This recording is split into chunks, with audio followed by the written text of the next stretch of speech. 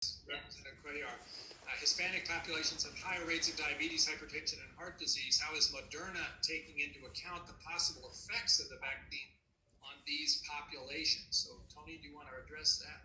Yeah, and that is part of the safety profile as well as the immunogenicity profile. So there are two issues. We know that the virus itself, when you get infected, has clearly much more of a damaging effect on people who have underlying conditions, and diabetes is premier among them. So we need to know, A, do people with diabetes have safety profiles of the vaccine, which we suspect they will, but you need to prove it.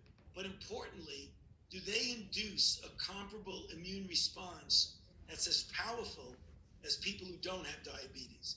These are all written into the protocol, and we will get that information as we go through the protocol. And that's the reason why we have 30,000 people in the protocol, to get a statistically significant appraisal of just the question you're asking.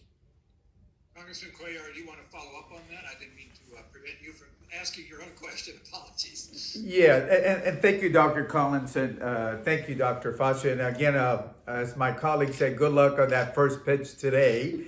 But just to follow up, so the problem is, I mean, and you answered the question why, for example, Hispanics are going to be given this trial test. But the other thing is, the other thing is that fair and equitable distribution once the vaccine is done, because first of all, we have high problems with some of those pre-existing illnesses. And then we've seen, for example, in the state of Texas, that the border area where you got a lot of Hispanics, and my town of Laredo, Texas, for example, is probably the most Hispanic city according to the U.S. Census, 96% Hispanic. But we usually are the last ones to get assistance as the assistance is given. So I want to make sure that areas like the border or other places across the nation where you have high Hispanics are given the equitable distribution, fair distribution once a vaccine is done.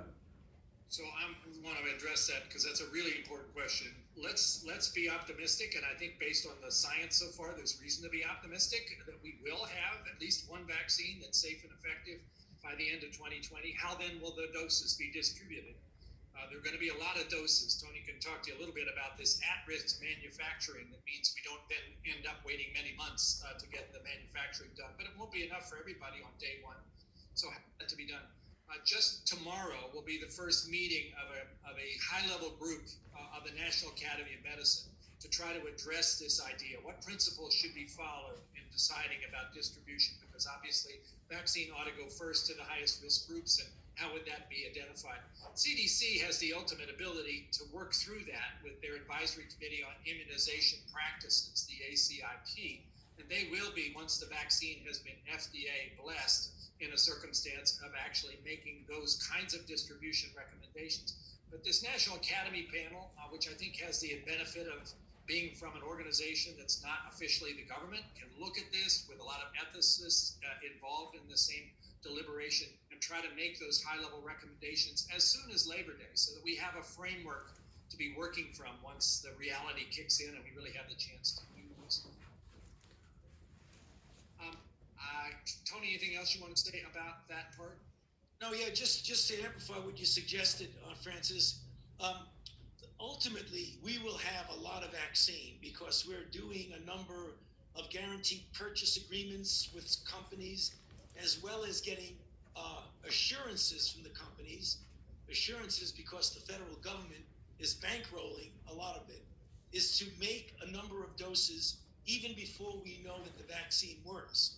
So that if at the end of the year, the beginning of 2021, we have a safe and effective vaccine, we'll have tens of millions of doses early on and hundreds of millions of doses by the end of the year. So several companies have promised us that they will, within the year of 2021, have hundreds of millions of doses. But as Francis said, they're not going to arrive on the very first day. So we're going to try to get a prioritization that reflects the need of those who can benefit most. Thank you so much to both of you.